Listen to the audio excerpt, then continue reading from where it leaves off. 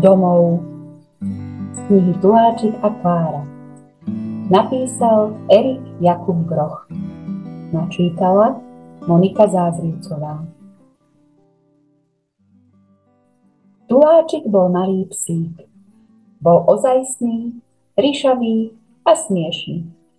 Čosi medzi postávačom a darmošľapom. Kamkoľvek sa rozbehol, vždy sa zatúlal. Raz sa rozbehol domov a aj tak sa zatúlal. Našli ho spať na ceste. Bol skúlený a vyzeral ako ryšavé klpko vlny. Zývol si Tuláčik, keď sa zobudil.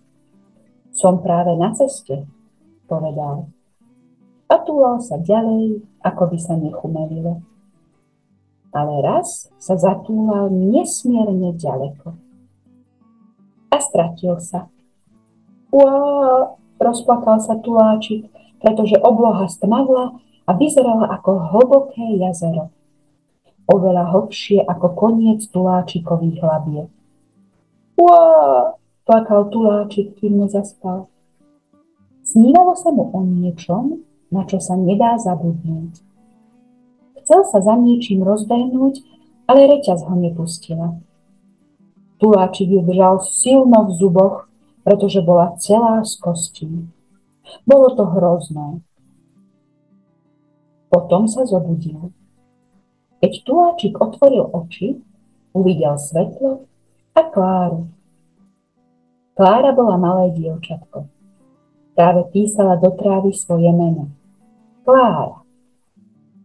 Keby nebola reťaz z kostí, pustil by som ju. Keby som ju pustil, určite by som videl niečo, na čo sa nedá zabudnúť, vzdychol si Tuláčik. To si spomenul, aké bolo v noci všetko strašidelné.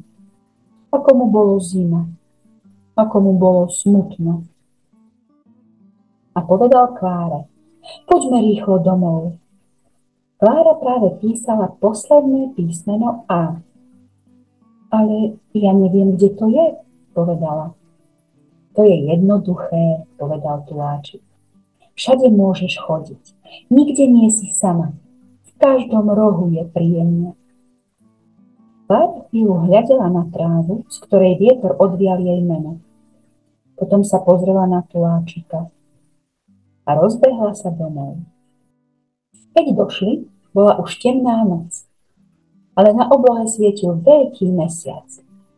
Žiaril ako oko velikánskeho zvieratka. Tuláčik sa však nedíval, iba vdychoval Klárinu vôňu. Šťastné miesto, povedal napokon. Keď vojdem, môžem kedykoľvek výjsť. Keď výjdem, môžeš ma čakať vo vnútri.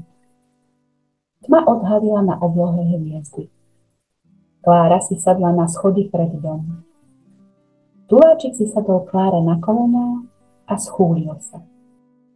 A stočil sa do kopka. Klára, povedal odrazu Tuláčik, vieš, ktoré meno sa mi najviac páči? Určite Virginia, povedala Klára. To bola taká slávna spisovateľka.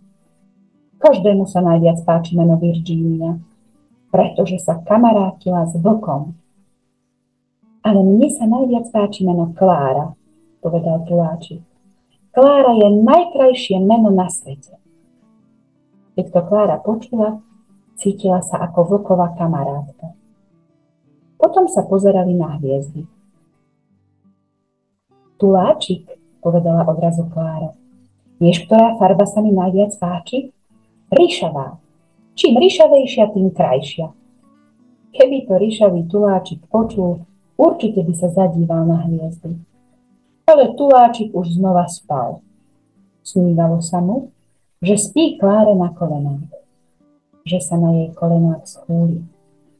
Že je iba ryšavým klpkom v teplom košíku. Doma.